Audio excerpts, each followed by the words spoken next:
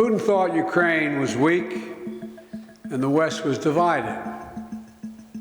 As you know, Mr. President, I said to you in the beginning, he's counting on us not sticking together. He was counting on the inability to keep NATO united. He was counting on us not to be able to bring in others on the side of Ukraine. He thought he could outlast us. I don't think he's thinking that right now. But he's just been plain wrong. Plain wrong. And 1 year later, the evidence is right here in this room. We stand here together.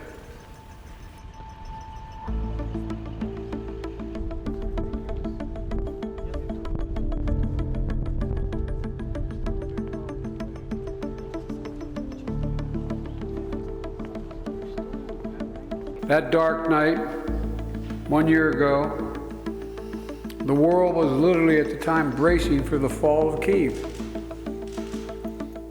Perhaps even the end of Ukraine. You know, 1 year later, Kyiv stands, and Ukraine stands. Democracy stands. The Americans stand with you, and the world stands with you.